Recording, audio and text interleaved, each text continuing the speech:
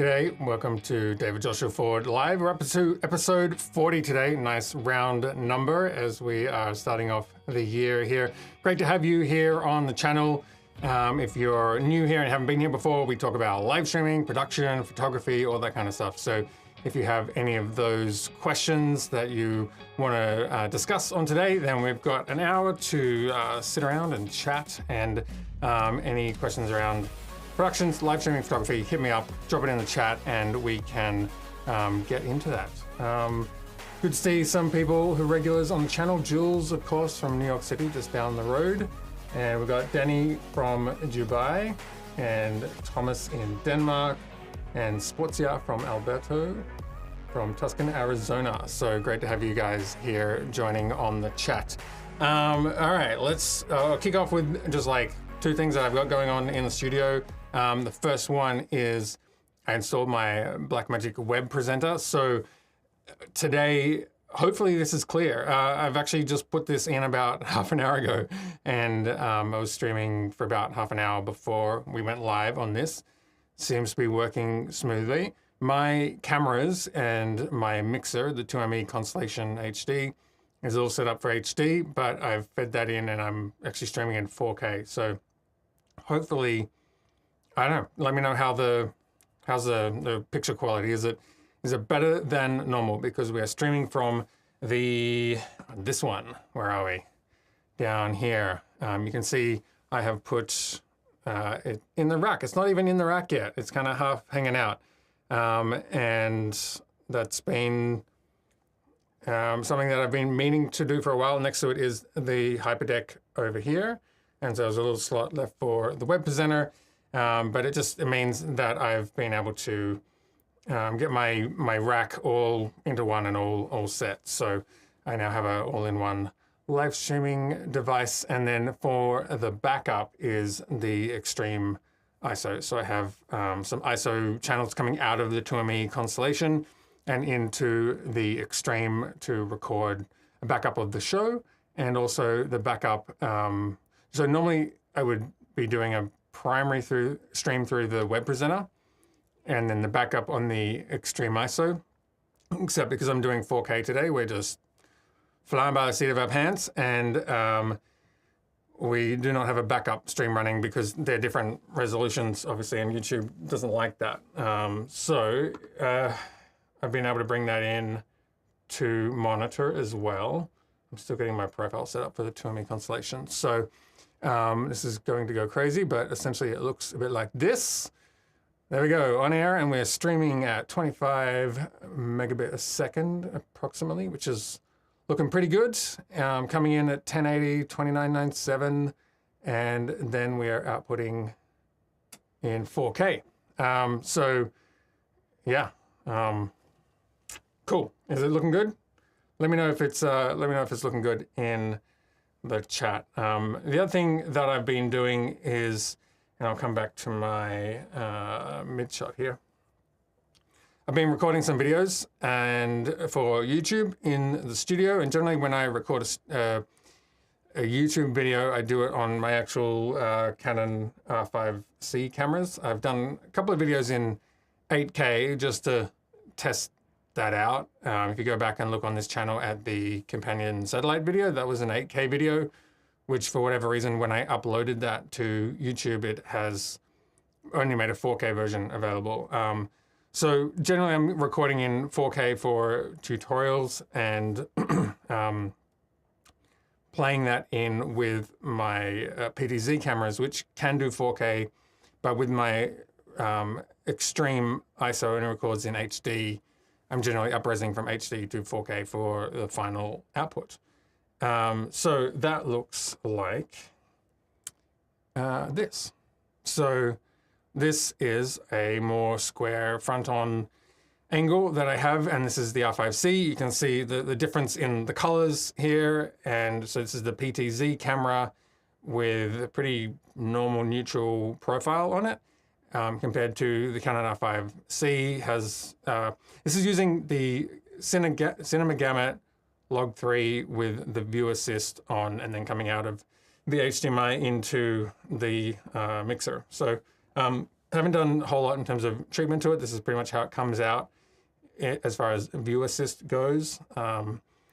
The downside to like why I don't generally use the Canon cinema cameras for my live streaming is just when you're a single person trying to run a whole show, I've been able to do that all through this shot box of the Stream Deck. Everything is here on the one console, and it means I can, with my PTZ camera, I can go in here and I can adjust the exposure and the framing and the shutter rate if I wanted to, and like everything I can have access from sitting here, as opposed to when I'm on the cinema camera and I'm doing this at 1.4, so it's got auto tracking on the eye, is how it's keeping in focus, but I've also got an internal, like a drop-in ND filter, and so I mean, my exposure is pretty set in here, but if I need to make any adjustment to the camera, I have to like unhook myself and get up and go around and change the settings. So for a one-person show, that is not ideal. So, but I'm just running this camera today because I've got that set up for some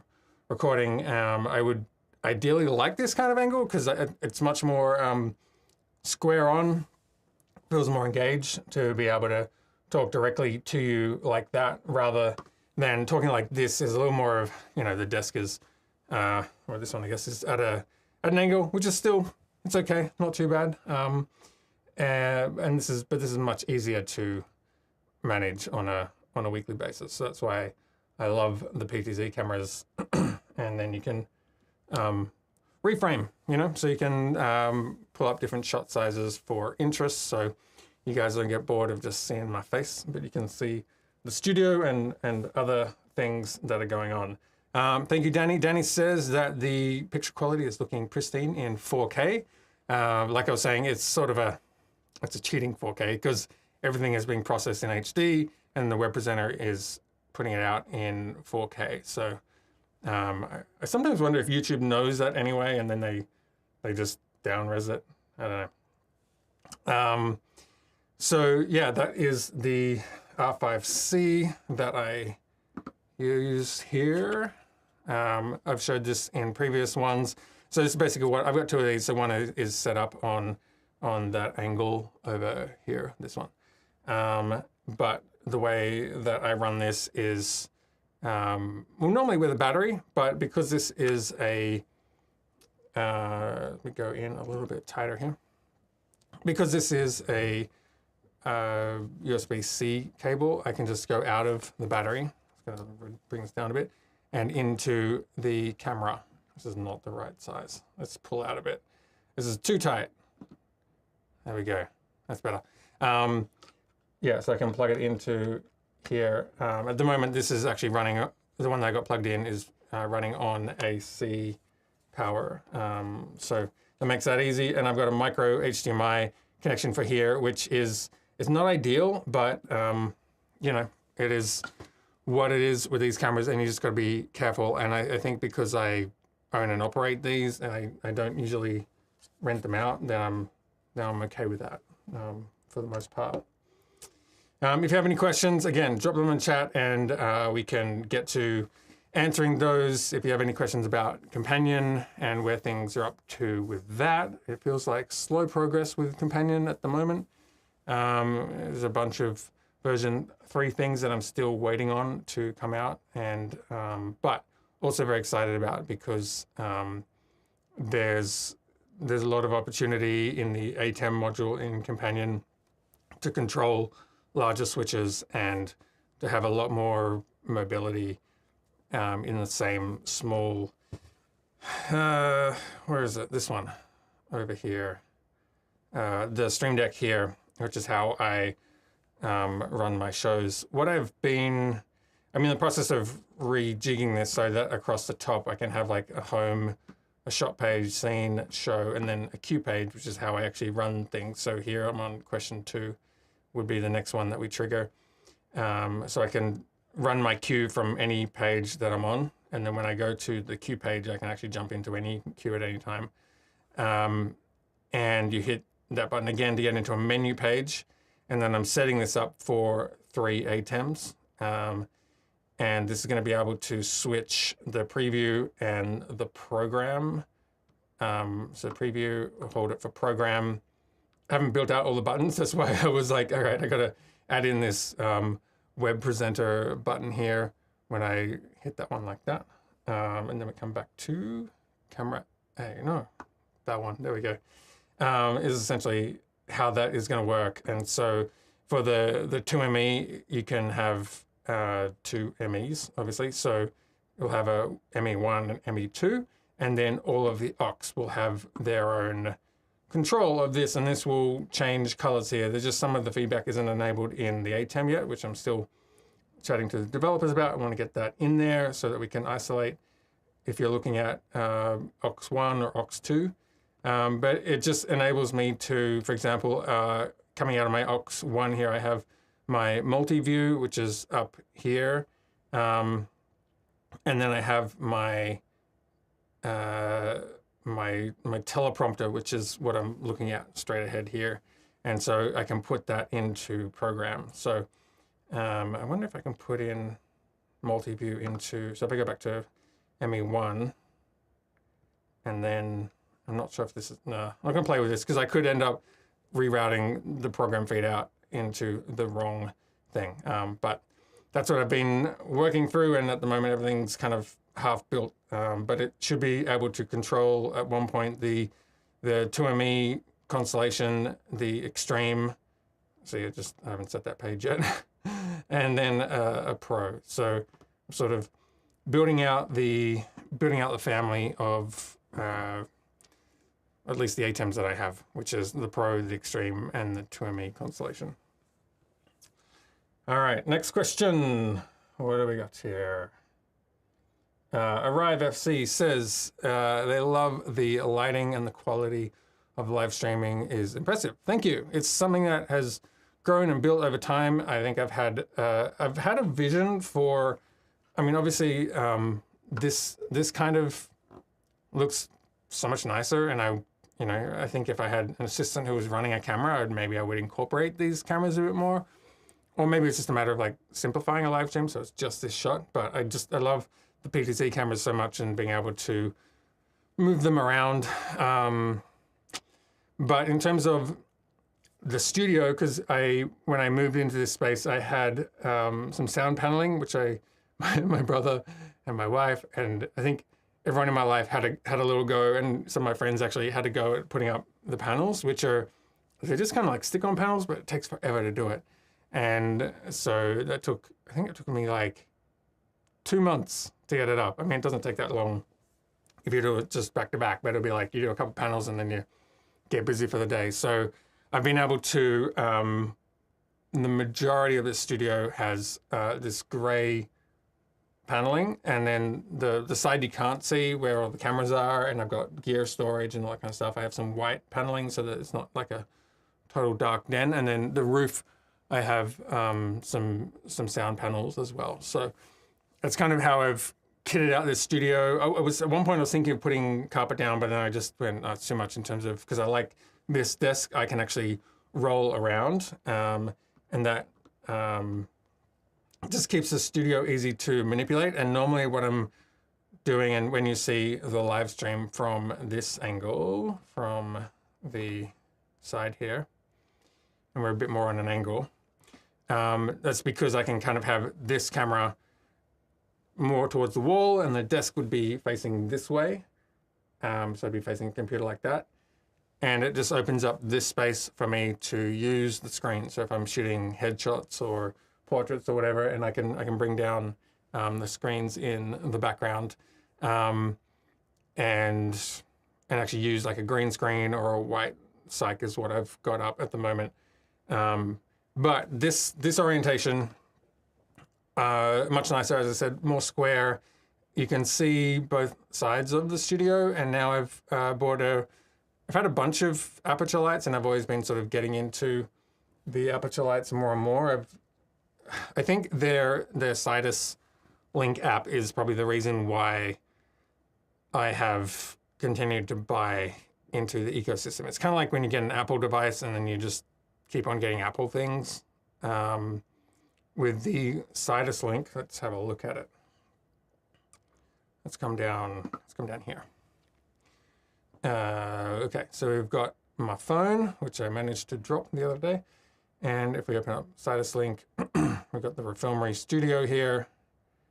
So I'll come in here and I can control all of the lights here. So I've got, excuse me, not all of them are on. I've got two, recently I've added into Amaran FC lights. And what you're seeing on, give me a second, I gotta pull up this one and this one and, okay. What you're seeing here is the FC22, which is a sort of 2x2 panel that is the purple in the background. So if I go into, I wish I could flip this around. Let me go into here. So I'm going to go into, where are we? See the wall. This, oh, I'm going to reconnect. I wouldn't run a show on this necessarily. It's not like a DMX controller, but it is handy for turning things on and off. So we have this color wheel here, and I can hit like, that's not very good color, cyan. You can see in the background in my little square, green, blue, yellow, or purple. I just kind of felt like had a nicer wash in terms of building out these colors. It's a little Instagram-y, TikTok, but I just wanted something a little more interesting than just the gray background, and I wanted something dark so that you can get a more saturated look, because if you have a white, the white walls can be very reflective and things can bounce around a lot. So the gray enables me to, in a very small space, control a lot of the reflections a lot more. We set back to here. Yeah, okay. So yeah, that's how I've set that up. And then I have some 60Xs, which are, let's see if I can turn these on and off. So I got my hair light. That's my hair light. And I have the blue. I have to double click these things sometimes because they disappear. And then the cyan. So these are actually just bicolor lights, and they've got a gel on them. And then I've got my main FC22 key light, which is this one. And it's just nice and tight in this space. It's not like, I've also got like some 300Ds, which are higher up and they have a broader spread, but that will kind of like wash out the studio. So that's kind of how I've been using my lighting setup. And as you probably saw in last week's episode, I've been using they're up in the grid, so I can't pull them down, but TP Link works with the Companion. So that enables me to go into this page and turn my key light off and on like this. So that's actually nothing to do with aperture. That's just a Wi-Fi plug, which Companion can control. So you could have any light. There's your key light, and you turn it off, turn it on via that TP Link plug. They're like $7, $15 each. So it's pretty easy and affordable to get into. All right, what else have we got here? Jules says, David, I have the M1 14-inch. Is it worth the upgrade to the M2 14-inch if I mainly use for music production, video editing, live streaming? What is your take on upgrading? I only briefly looked at the upgrade. It's not something that interests me. So I'm running an M1 Max Pro, no, MacBook Pro M1 Max 16-inch. I was going to get the 14-inch because I mostly use it like it's sitting under the desk, and then I've got monitors that are running it. I got the 16-inch mainly because I felt like the larger body had better thermal handling, and so it wouldn't throttle it as much. So that's my sort of primary computer. I'm running like 4 or 5 video outs here at the moment. That's how I run my screen going into the processor, and then another monitoring screen, and mirroring that to Blackmagic stuff. That's been great. I would say the 14-inch Pro is also great for music. I wouldn't worry about it. Video, I wouldn't worry about it unless you're getting into like 8K and you don't want to handle proxies. Excuse me a sec. I would wait. I would, save the money, put it towards the next thing. my computer route has gone, I've got my baby Mac, so I was able to get in the holiday sales towards the end of last year, I was able to get a MacBook Air for like $900 flat. And so for me, like this gives me a really lightweight computer. I can do my photography on it, so it'll run Capture One, and I can do tethering to it. I could do DIT file type stuff on a shoot. I'm not going to be really doing much video editing on it, but this is a computer that I take if I'm not doing production work, going away for the weekend. I need a computer, but don't want to take a bigger computer. And then this will run backups. Like I have a teleprompter that I'll plug into this one, and this computer will run the teleprompter for production or running backups of disks or that kind of stuff. So that's how I've used my money. It was pretty cheap. I've got an M2 chip in the MacBook Air, and I feel like that'll last me quite a few years. Like my last MacBook Air was 2012, so it's 10 years ago, and now it's kind of unusable. So my two computers, I've got that, the 16, the Air. I've got a 15-inch, which I'm thinking of selling because I don't use it so much, and I just want to get fully onto the Apple silicon, and let's go put this away carefully, away from the Intel chips and just sort of upgrading. Same with the cameras for Canon, sort of moving away from EF mounts to RF mounts, moving away from Intel chips to the Apple silicon is kind of my way of doing it. So unless you need a computer, I mean, if you need a computer, go get one. But it sounds like you've got the M1 14-inch, I would save the money and think about the great things they're going to bring out next year. I think what I'm waiting for is, and I've also got this, what I'm doing the comments, I've just got an iPad Pro from 2016 or something. I can't remember. I don't use this much. I do use it occasionally for graphics type stuff with the pen. It has a second screen to my Mac. I don't really read the paper with it all that much. I use it occasionally as a teleprompter. I like it for this sort of setting where I can like turn your comments on and off with a sort of wireless device. I think the iPads are going to be sort of like a replacement for the Stream Decks. I feel like with version 3 of Companion coming out, not that I'm going to move away from the Stream Deck because I like the buttons, and I think if I'm switching a show for an actual client, I would love that. But from a just general knocking about the studio, the iPad's really, really handy to use. But I'm not going to upgrade this either, or my iPhone 13. I've got an iPhone 13 Pro, an iPad Pro from a couple of years back, and until they get rid of this Lightning connector, I'll probably just do them both at the same time, is what I'm saying. Look, this screen is not reformatting. Oh, let's leave it that way.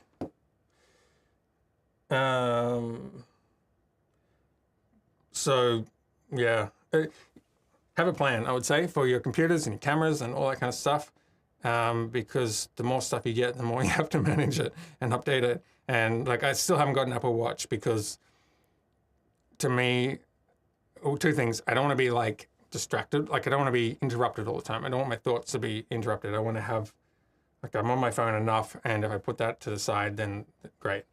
And so it's the distractions and also the battery, like having to recharge it and manage it all the time. I feel like it's too much. It's another device to manage, so I haven't got that.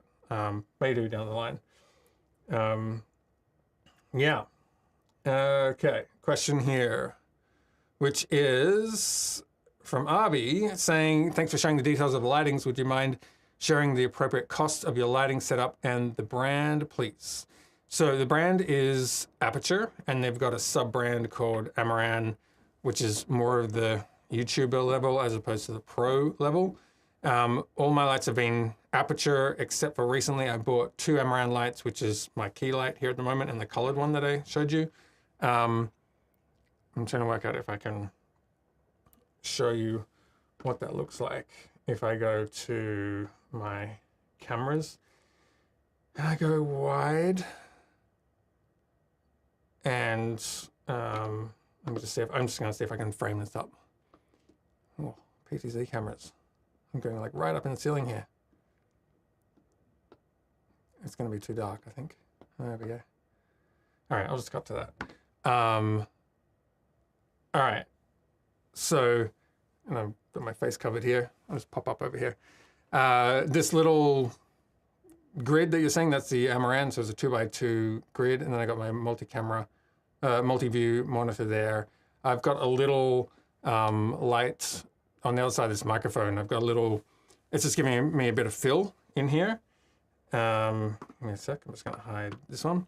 So this little dish here is just giving me a little kick, so I'm not so, mainly so I'm not so shadowy under the eyes, because I don't want to be like wearing a hat, you know, and you can't see my eyes. As when I'm lighting, I do try and, I want to get that little like sparkle in the eye, and if I'm too low, let me pull up a shot on, where are we? Hang on a second. Pull up my close-up here. So if I'm too low, see how there's shading under my eyes? And if I lift my head up, then you can see the highlight in the ball of my eye. So that's what I'm generally trying to get this. And I notice it's the most when I'm doing YouTube thumbnails is like I take a screenshot and I'm down here and I'm like, oh, that just looks weird and creepy. And so I'm trying to, and then I'm like up here and I'm, you know, so that's where you place your key light. I'm usually about 45 degrees up and across. And then I've just got a bit of fill there. I've got the hair light. So yeah, aperture for the most part, the FC22 are 2x2s. What I don't like about them is, and I don't know if you can hear this or not, is they've got kind of fairly loud fans, I would say. And in a small space, I notice it. I think I can filter out most of it, but that's not ideal because compared to the FC22, the aperture 60X is probably one of my favorite lights. They're just these little, they're all up in the grid, so I can't show you. Bicolor, super handy for interviews. They've got a Fresnel on the front, so you can focus it and sort of pan it wide or zoom it in. And they've got barn doors and all that kind of stuff, and they're like $400 or something, so they're really good. And then the 300Ds is what I have now in the daylight version. I've got two of those for bigger like key lights where I'm putting that through a softbox and that kind of thing. So yeah, I've really enjoyed, I think Aperture's lights are a really high quality build. I love that they use like V-mount batteries because I've got a bunch of V-mount batteries. This is like, for example, on my camera here, I have a whole bunch of these and I can run my camera off it, but it also means I could plug that into the lights if I needed to. So it just, that's what I mean about having an ecosystem of like thinking about having all lenses in the same lens mount or having batteries that are all V-mount. And I much prefer their runtime and their locking in rather than the Sony NPF batteries. So that's the way that I have approached that. The cost, I mean, if you go add those up, I don't know what they are now. They've come down a bit. So the FC22s are about, and I've often waited through the year and bought them on like Black Friday sales that have been a bit cheaper. Plus I have like a B&H Paybu credit card. That means I can save the tax. And then sometimes I've had like credit card deals on that. But the list price is probably around, I'm guessing about $1,000 for the 300Ds, probably about $420 for the Aperture 60Xs, and what else do we have? FC22s are about 900, you know, so a couple of $1,000 in those lights there. Yeah, I think and the reason I've kept the FC22s is just because of the color, like having that color to be able to switch that out easily rather than having to go and do gels. It's the same reason that I have the PTZ cameras, and I'm talking to you on a PTZ camera now as opposed to the, let me go here, this camera, which takes a lot more setup, and you know, I can't just sit at the desk and reconfigure it. I've got to get up and run around. So that takes a lot of time, and you have to do it each time you live stream. Whereas with the PTZ cameras and the aperture lights, it means I can kind of create my settings, and then when I come in next week to do another show, I can sort of recall it all, and I save a ton of time. So I can, you know, I'm not spending hours before a show just getting it set up for the way it should be set up. Okay, Rob, good to see you in here. Spotsia says, do you do tech consulting on remote production? How do I get in touch? I'm probably not doing much for the next month because I'm expecting a child. So that's going to occupy my time for the next month or two. And we're going to look at live streaming too, see how that will go. But I do have on my website, if you go to davidjoshuaford.com and let me go to super source here. I'm gonna hide this one. We go to, is it about consultation, and you can find, there's no times this month, next month. You can come in here. No times next month. I think I've blocked off my calendar recently because I'm like, nope. Next month is going to be very busy. But generally, you can come in here and you can book a consultation, and it'll give you the time, and there's some reviews of people who have done that. So I have done that in the past, and if that's something you are interested in, let me know and reach out. And it's always good to meet new people. Back to our main shot. Cool. What's next? Get my iPad over here where I can actually see it. Rob says, I have connected a Rode Video NTG. Rode Video NTG, yep. I'm just trying to think if it's the same one I've got. I've got like an NTG too. And his, in the audio, I checked the settings in the ATEM. Any idea what could influence the signal? Could a higher quality TRS help? Something that I actually use and I would highly recommend is a ground loop noise isolator. So depending on, like, if it's your microphone and you can monitor that and you know that it is that, then definitely try and deal with that at the microphone level. But if you're further down the chain and you're monitoring, or like I have like I'm running a long cable back here so that in my ear I can monitor what's coming out of the ATEM program. There's like, for example, I want to make sure that my voice is going out, like I haven't like cut it off and then forgotten. So it's pretty low. So it's not like with this earpiece, I wouldn't be able to monitor the quality of it. I wouldn't be like, oh, I'm hearing hiss in the background. But I know that my voice is on, and I know that the theme music is not playing. So that's kind of how I use that. If you go to Amazon, where are we? Here. We've got a little studio shot down here. Let's bring this back. All right, we've got our normal shot here. If you go to Amazon, then under what I'm looking for, ground loop isolator. I got a couple of these. These are really handy. I don't know, anyone, these are probably fine. So particularly if you're using the ATEM Extreme, it's using these 3.5mm. I actually bought this one a while back. And so what you can do is, I actually have one of these going into it, so, and also out of it, just because I've run a lot of wires through the desk so I can move things around here easily. It's not the like ideal way to do it, but these are certainly handy. And in a pinch, particularly if you're on location and you're trying for the life of you to figure out where a noise is coming from, this can be one way of solving that and just sort of eliminating that. But other than this, I would say using balanced audio is definitely the best.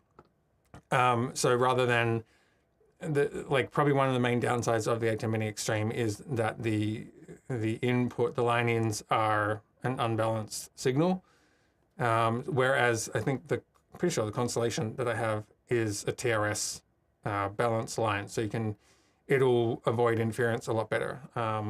So that's probably how I would deal that, but also a sort of way around that if you need a little trick. So I think I missed the question back here. Where are we? Okay, Thomas says, in Companion, what is your update interval under connections on your CRN 300. What is the optimal 100 or 500? Great question. Let's have a look. If I go to, it's actually 500. Where are we over here? So under companion, I have a couple of PTZ modules. Go edit PTZ1. That's my IP address, port. I just have it as 500. I haven't had a problem with that. You could try increasing it, and then if you like the advantage of it being lower is that it's going to put less sort of stress on the network. But yeah, 500, and that's what I've been using, and I haven't had a problem with that. Also, I've turned off. It's not set here, but I've turned off my tally lights for my, mainly for this camera that is in the teleprompter, because I was finding the little light would kind of reflect on the glass and would come back in. So if you're placing a PTZ within a teleprompter, take out the, turn off the tally light. And then my other one is up in the grid, but I don't really look at it, but it's handy having that there. Look at that, companion just refreshed. It's not good, is it? All right, what's next? Where are we? Rob says, congratulations and blessings. Thank you. Yeah, we're getting really close. So, probably a week or two away. And thank you, Jules. Appreciate that. So I've got to figure out what happens with this live streaming over February. But stay tuned if we have updates. If you do follow me at, a little plug here, at David Joshua Ford, across social media channels, but on Instagram particularly, that's probably where I post things that aren't live streaming so much and more just like photography and life around New York City. So that's where I will probably be. Any more questions? Any more questions? Denny says, check time here. Are you having all PTZ cameras now? I have two Canon CRN 300 cameras, and that's what I've been running. I'm looking at the program monitor of myself in a teleprompter, which has a PTZ camera behind it. If you go look at some of the produced videos on my channel, you'll see some B-roll shots of that in the studio and what that looks like. And then I've got another shot up in the rig of this one. So this overhead camera is great. I mean, like the best thing about a PTZ camera in the rig means I can pull up different shots, and if I'm trying to demonstrate something here, or if I want to get in really tight, I can go in and sort of demonstrate that. So that's what I love about PTZ cameras, and particularly when you're doing like the whole thing as a full desk there. So recommend getting PTZ cameras. I've used PTZ optics cameras, and they have a module that works pretty well with companion, I think. But I ended up buying Canon ones, mainly because of, as I was showing you before, when I go to this shot, hopefully these don't really match, but hopefully they match a little bit more.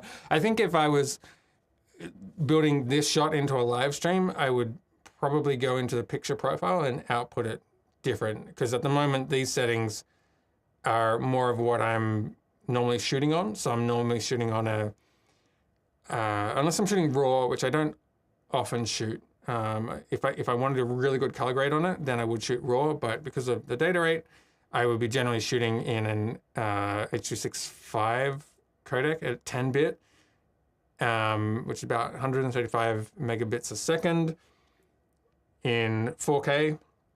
And then the picture profile for this would be a Canon Cinema Gamut Log 3, and then you're seeing the View Assist. But otherwise, I would be taking it through DaVinci Resolve using color management of Resolve's Canon Log 3 settings that are built into DaVinci, and then outputting it in a Rec 709A space, and also monitoring that, which has been just been an interesting learning curve for videos, and it's easy to mess up, I think. So it's making sure in DaVinci, or at least for me on a Mac, is there's a setting where you can turn on to monitor using the Mac's screen, so that that's kind of your reference monitor. It's not really a reference monitor. But what you're seeing as you grade it in Resolve is what is going to come out looking the same, rather than the gamma shifting and it getting very, usually more crushed, more contrasted and desaturated. It's kind of what I've seen. But now I've found a setting within Resolve where you can get pretty much the same look for what the client sees on the web versus what you see in Resolve, which is good because it's very finicky. But yeah, in terms of live streaming, I would tweak this camera a little bit more, and probably output a more sort of video standard color so that it would match this shot more. And then I would be using the PTZ cameras for getting close-ups and stuff like that. So if I wanted to pull between a close-up of someone talking on camera in a sort of panel interview type situation, and then you could pull up a wide shot as well if you need it. But I would be essentially having my PTZ cameras moving back and forward like that. And then on my fixed camera, if it's like a small shoot, or maybe it has a camera crew on it, then I'd be getting more of like this as like sort of a static wide that you have like two people talking. Hopefully that makes sense. Cool. All right, we've got about 15 minutes left, and then we're gonna wrap up. So if you have any other questions, let me know, and we can try and get to that. Rob says, I tried to connect to Panasonic broadcast PTZs. Any experience with that? Is the standard Visca module the way to go, or the N300, 500, or even the 700 series the way to go? How much are they? The N700 is very expensive because that is like 12G, I think. Pretty sure it's 12G. Yeah, it's like a 4K 60 type thing. And that is, it's probably about 12 grand actually. Let me just see if I can pull this up on B&H N700. CRN 700. Yeah, it's like 9,700. I have a creator discount of 1%, so I'd save $97. Yeah, I went the C. So then you got they kind of double each time. So the N500 looks really good. It's got a better sensor than this camera that I've got. I think that would be worth looking at. You probably, like, you may not need more than HD for live streaming at the moment. It's probably going to be a while until people are really live streaming in 4K. And then the 300 is, it was reduced actually recently. I think that's right. I think it's now around about 2.4.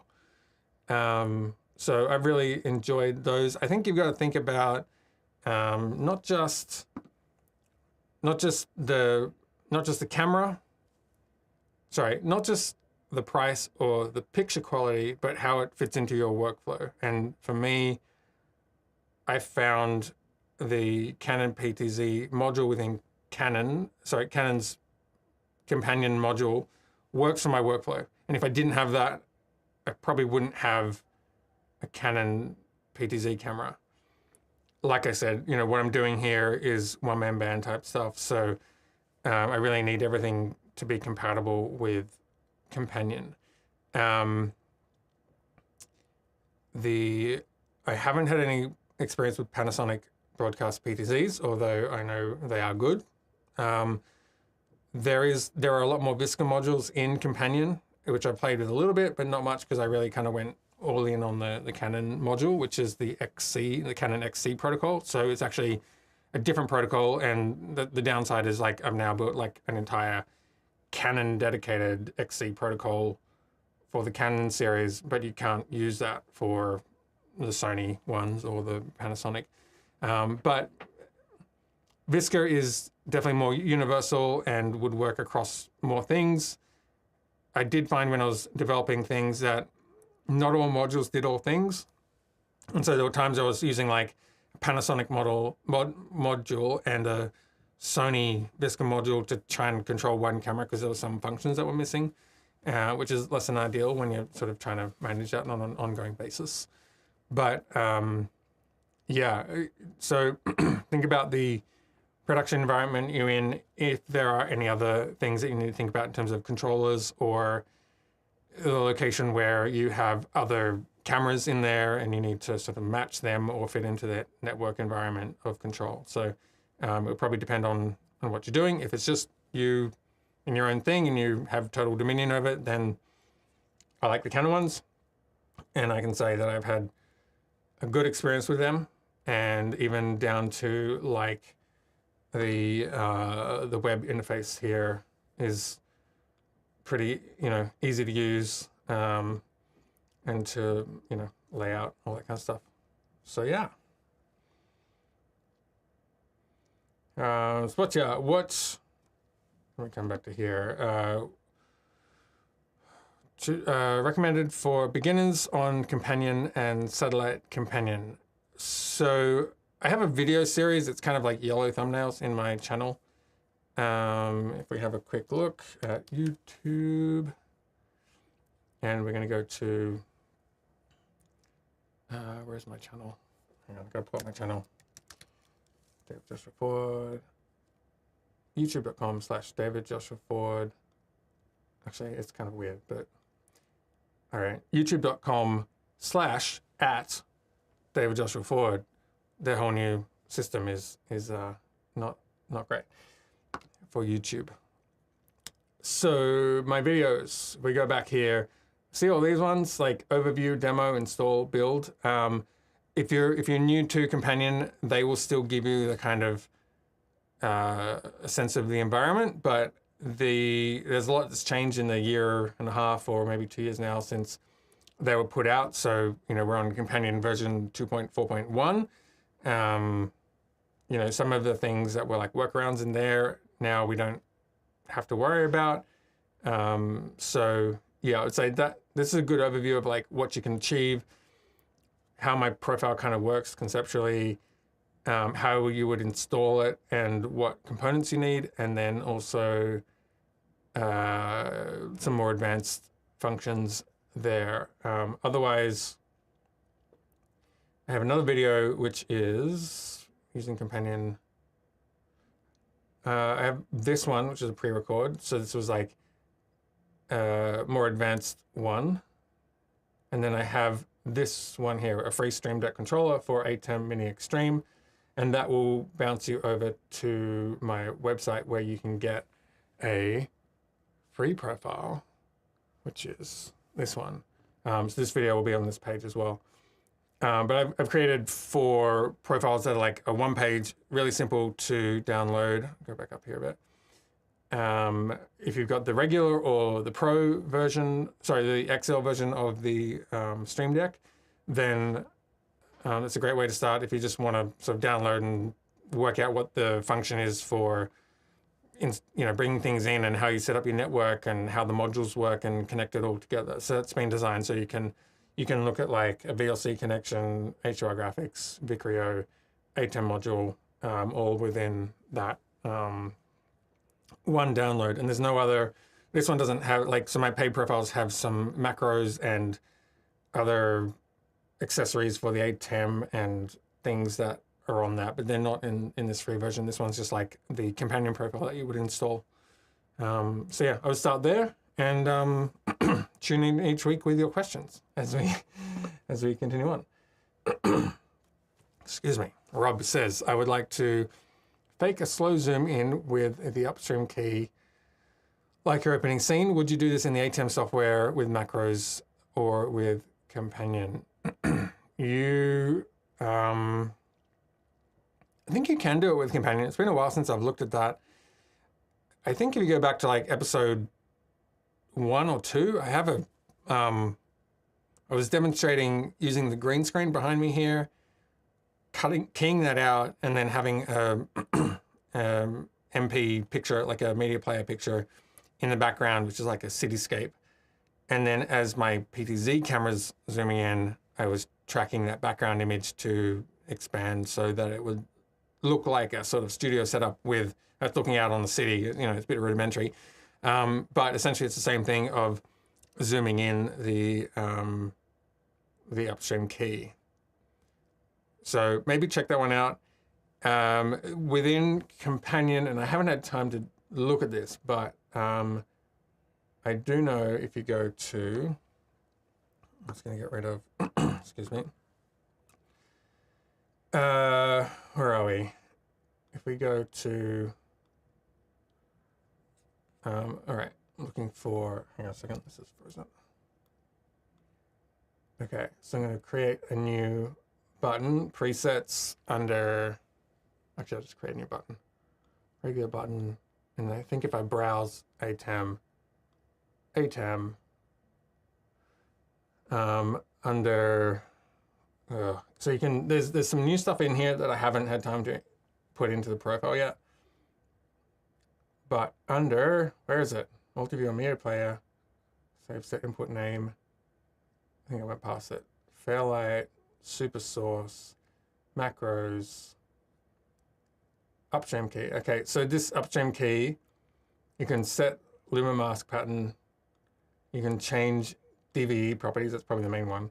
And you can fly to keyframe and you can fly to infinite. So this was stuff that previously in Companion, we had to build macros in the ATEM, and then Companion would basically fire the macros. So it was really an ATEM function and Companion was just saying what to do. But now in particularly the DVE properties, you've got all of this like position size, masks enabled or off, shadow, border, like there's a ton of stuff that you can do in here. And so my goal is to go back through my profile, which is a mess at the moment. Where is it? This one. So some of these like keys, which we're creating like the this little thing that would pop up here. That's, take this one off.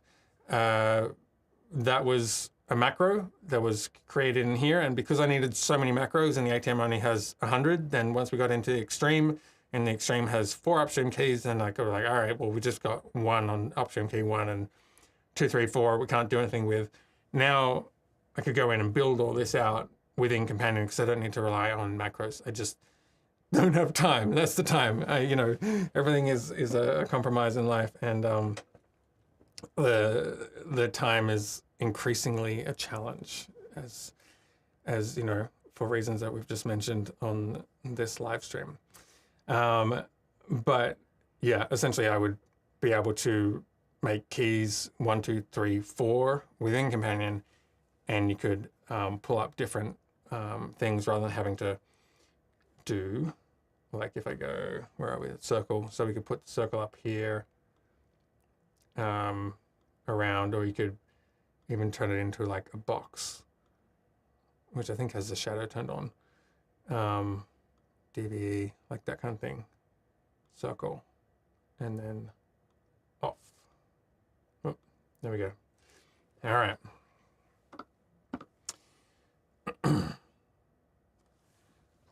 Okay, we are wrapping up soon here, so a couple more questions. Jules says, David, it's too bad we never hooked up at the Manhattan ping pong meetup. Now you're going to be even busier as a father. Yeah, I am really looking forward to that. It's going to be quite an adventure, and I think, you know, first child, everything is going to change, and we shall experience a new phase in life. So thanks for your thoughts there, and if I have space and time, we can reach out. Sportsia says, thank you for sharing your knowledge. I've been behind the curtain watching your videos for a while. Thank you for watching the channel. I appreciate it. It's nice to have people who are, you know, learning things, because this can be a little complicated, and I feel like I have a particular kind of weird niche with Companion and live streaming. Avi says, have you tried controlling the ATEM Extreme with Mix Effect and the iPad Pro? what do you think are the reasons why the iPad keeps disconnecting from the ATEM? The connection is wireless router. As much as possible in production, you should try and use Ethernet. A wired connection is going to be much more reliable and robust. And if you are using Mix Effect on the iPad, you can get a dongle where it will actually use a network Ethernet cable rather than Wi-Fi. So that could be a place to start if you're experiencing it dropping out. I played with Mix Effect a little bit when it first came out, but I really went down the sort of companion Stream Deck route, partly because I like the physical controls of the Stream Deck, and I like the having other things like the PTZ cameras and controlling switches for lights and what else do I have? Graphics and all that kind of stuff. That all sort of comes into the one interface with Companion. The main reason I was going to use Mix Effect was Companion is not yet able to do super sources that will do motion, whereas Mix Effect can create those live. So that was very compelling. But I think at the end of the day, it was like one more device for me to set up in a live stream. And you know, when I come in and I do these live streams, I'm tweaking the camera positions to make sure I'm sort of framed up correctly. I've got to like open up H2R graphics, change all of the rundown of like what I'm talking about, and update the YouTube chat. And like, there's just all these like little things that you need to do that if you don't do, then suddenly like your graphics don't work, you know. And if you want everything to be smooth and seamless, then you got to do it. It takes a certain amount of time. And so for me to throw like another device in the mix and to manage that, I was just like, I just don't want to do that. So that's why I didn't use that. But there is a ton of stuff in Mix Effect, and it's a great app, and it's really something that Blackmagic should give Adam a lot of money and just buy his, I don't know, maybe he wants to retain it, but yeah, I think what he's created is very valuable, and Blackmagic are lucky to have him sort of create that tool, because the software itself, like if we go to this one, we're over here, this software, I don't know, there's my streaming key. All right, we're gonna have to change that before we get off this stream. Good thing we're coming to the end of the live stream now that I've put my streaming key out there on the web. But yeah, this is, it's just clunky software. It just, I don't know, you know, having all these palettes and like clicking through things and you're trying to set up stuff and typing in numbers, and like, it's not intuitive. It needs to be much more tactile and newer, and I don't know, there's a lot that we could be doing with it. Rob wants to know, how long is my setup time before a live stream? Tips for preparation. My setup time. It can vary depending on what I'm trying to achieve. Let's see if I can cut over to this angle. I have this shot set up because I was recording videos, and as a result of that, a lot of my lighting has been set in a way that I like to do it. I think for me now, the hardest thing is just the time it takes to prep content itself, because that can take a while, particularly if I'm trying to create something new. Like I think I mentioned before, my whole cue process of like having the Stream Deck pedal to just kind of run a show with each press is going to advance the next cue.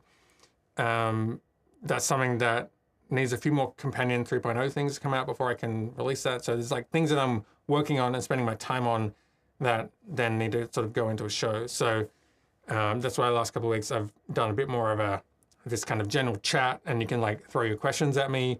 That's much easier to predict, because now that I have a studio space that I control, there's no windows in here. So this is all artificial light that I've set. And so I know that when I come in the next week, it's going to be exactly the same. So generally all of my camera settings are the same. lighting settings are the same, audio settings are the same. My ATEM is already, the settings have been saved so that next time when I power it on, all my keys and everything's set. So I can walk in, turn it on. What I'm really doing is fine-tuning the camera. So if I have something like this, you know, and maybe over the week I've moved it around, and so I will like reconfigure some of these presets, but like I can recall different presets. So for example, wide, mid, close on my main camera. These are like my fallback positions here. That's always preset 1, 2, 3. So when I move my position around, so you know, I'm now, I used to be like, I probably was like over here when my setup was in a different position, but it's now this, it's moved, but it's the same camera position. So it means I don't have to, in my Stream Deck, I don't have to change all of this like run of show type presets. So that's how I've been doing that. Let's hide that one. Come back to my, where are we? Shots, close up. There we go. So I'm going live at 10. I will generally try and come in here about 8:30. And then I've got, I don't know, just tweaking, setting up for about half an hour to 45 minutes. Once I get into the hour before the show, it's really like trying to focus on like, is there anything that I've missed? You know, like today I was turning on the web presenter for the first time and I've streamed an entire show in 4K with, I probably spent like 10 minutes to turn it on, set the network address, and then I was just streaming before just to check that it's all going through. So yeah, 8:30 to 9:15 set up. Depends if I'm doing my MailChimp mailer, which some weeks I'm like, oh, I didn't even get around to that, and I'm paying a stupid amount of money for MailChimp, which I kind of love and hate. And then by about half an hour before, I'm very much focused on what do I need to get on air. Once I hit in the 40s, so like 9:40, I'm really thinking showtime, because once I get to 9:50, I'm sometime between 9:50 and 9:55, I'm gonna go live. So sort of 5 to 10 minutes before the show starts, that's when I'm actually gonna push out the live stream so that it alerts you guys and you know that, hey, he's actually coming online when he said he's gonna come online, and you can start posting your comments in the chat. So that's kind of how I map out my morning. But then other than that, it just depends on if I've got to like write up a whole lot of run of show things and questions and stuff like that. Like, you know, today's show I had the web presenter, and then I had in my Q2. So if I go to my shot over here, so I had my pre-show. That's when I started the show. Question 1 was based around the web presenter. Q2 I haven't even got to, but if I was to run that, then essentially it would be like, hey, let's talk about the YOLO Live, because that's where was my fallback thing. Maybe we'll talk about that next week if you are interested. And then question 3 was, do you have any questions? Drop them in the chat, which brings us up to the end of the show. So yeah, very quickly, what is the, get rid of that. What is the hype button on your Stream Deck? That sounds cool, but it's actually, it's not that cool. This is just the hyperdeck. So there's nothing in there actually. So that would just cut to the hyperdeck. I'm trying to think if I can pull that up. Do I have anything in there? Hyperdeck, hype, play. There we go. I have a drone shot in there. So if I press this, it's going to go to a drone shot on the hyperdeck. And then we can stop. Okay, there we go. Cool. All right. Excellent. Last question. We're at time. All right.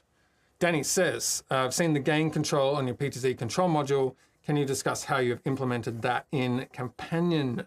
You want the family secrets. Broadly speaking,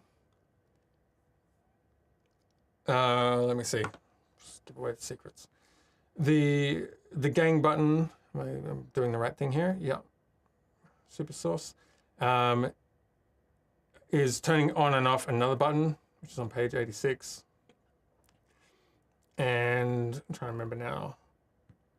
So then that's essentially switching the drive modes on and off on another page. So what that means is when I'm just going to hold shift for shortcut here. When I turn that off, it is turning off the cut auto button. So this is if you had a camera operator and you wanted to give them PTZ control, but you don't want them to be able to cut your show, then you could turn off gang so they're not accidentally going cut in the middle of something and they're just controlling cameras. Likewise, it also unlinks all the cameras. So if you were changing the speed settings all the time, or reposition, or changing between like a slow or a fast drive speed, on gang mode, that's going to update all those settings. And it's just pressing buttons in the background is the secret. It's going to update all those settings for all cameras, so that if you're an operator and you're switching from camera A to C and you've set a time that you want to like do a maneuver, then everything's going to match and you're not going to get confused about like, you know, like you recall a preset and you're like, oh man, this is going really slow. And it's like, oh, because I haven't updated camera C, you know. So that just kind of keeps everything on the same page, which I think helps if you're an individual camera person controller, but also, you know, gives you opportunity to turn that off so that if you do need to control cameras, like maybe you have a wide shot that's just sort of very slowly going in and out a bit just to give it a bit of movement. And then you want to reposition your side angles for like getting in tight or pulling out wider. So it just separates it out that way. So that's essentially how that works. All right. Let's hit our end button here and we're gonna start to wrap up the show. As I mentioned before, David Joshua Ford is my social media handle across YouTube, Twitter, not that I use it, Instagram, TikTok, all that kind of stuff. So if you would like to see content from my life outside of live streaming, Instagram's particularly like photography and life around New York, that kind of thing, it's probably the one I'm mainly on, then that's where you'd find me, David Joshua Ford, across all of these social channels. But we are going to be, I think we're going to be back next Friday. We'll see if we go into labor. But if we don't go into labor, then we will be back here on a Friday at 10 a.m. Eastern. So glad that you could join, and thanks for being part of this channel. It's really great to see the same people week to week and to have a sense of community and know that I'm like speaking to some actual people out there. All right, thank you.